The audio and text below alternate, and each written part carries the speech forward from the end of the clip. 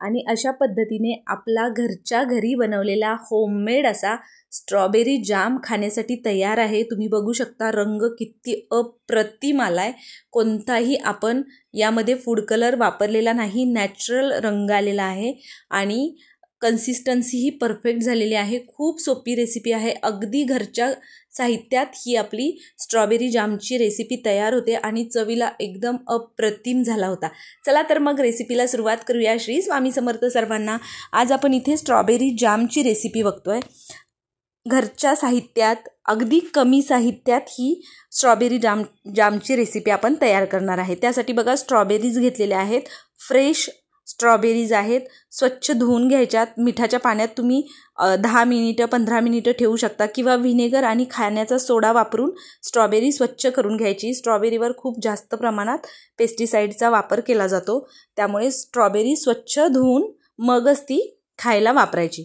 अशा पद्धतीने बघा मी बारीक बारीक त्याचे तुकडे करून घेतलेले आहेत। जेवढा शक्य आहे तेवढं बारीक आपल्याला या स्ट्रॉबेरीला कट करून घ्यायचं आहे, देठाचा भाग काढून घ्यायचा आहे आणि बाकीची स्ट्रॉबेरी आपल्याला अशा पद्धतीने छोट्या छोट्या पीसेसमध्ये कट करून घ्यायचे। आता इथे माझी स्ट्रॉबेरी कट करून झालेली आहे।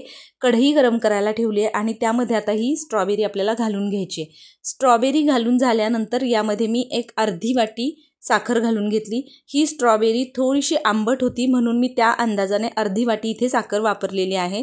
तुम्ही स्ट्रॉबेरी खाऊन बघा, खूप गोड असेल तर तुम्ही साखर तुमच्या अंदाजाने कमी जास्त प्रमाणात घालू शकता। तुम्हाला साखर नको असेल तर तुम्ही साखरेच्या ऐवजी गूळ जरी वापरलात तरी सेम याच पद्धतीने तुम्ही गूळ वापरलात तरी काही हरकत नाही। आता अशा पद्धतीने आपल्याला ही स्ट्रॉबेरी या साखरेमध्ये पूर्णपणे शिजवून घ्यायची आहे। या प्रोसिजरला साधारण 15 ते 20 मिनिटं लागतात, कारण आपल्याला ही जी प्रोसेस आहे ती लो टू मीडियम हीट गॅसवर करायची आहे, हीटवर करायची आहे। अगदी मंद आचेवर तुम्ही गॅस ठेवून जरी ही स्ट्रॉबेरी शिजवून घेतलीत तर परफेक्ट आपली ही जामची कन्सिस्टन्सी आणि परफेक्ट आपला जाम तयार होतो। तुम्ही बघू शकता अशा पद्धतीने अगदी 15 मिनिटानंतर निम्म्यापेक्षा जास्त प्रमाणात स्ट्रॉबेरी आपली मेल्ट झाली आहे, शिजली आहे, पूर्णपणे ती शिजली जाते, अगदी त्याची जेली जाम तयार होतो। एक 15 ते 20 मिनिटानंतर पूर्ण जी स्ट्रॉबेरी आहे ती शिजली जाते।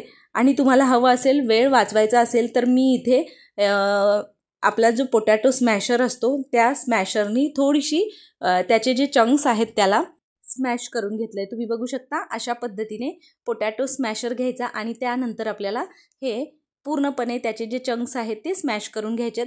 तुम्ही नाही केलं तरी काही हरकत नाही, थोडा 5 मिनिट एक्स्ट्रा वेळ लागतो, पण अशा पद्धतीने हा जाम तयार होतो। एक 20 ते 25 मिनिटात आपल्याला जामची ही कन्सिस्टन्सी मिळते। आता आपला इथे जाम 80 ते 90% तयार झालेला आहे। तुम्ही बघू शकता कन्सिस्टन्सी ही परफेक्ट आहे।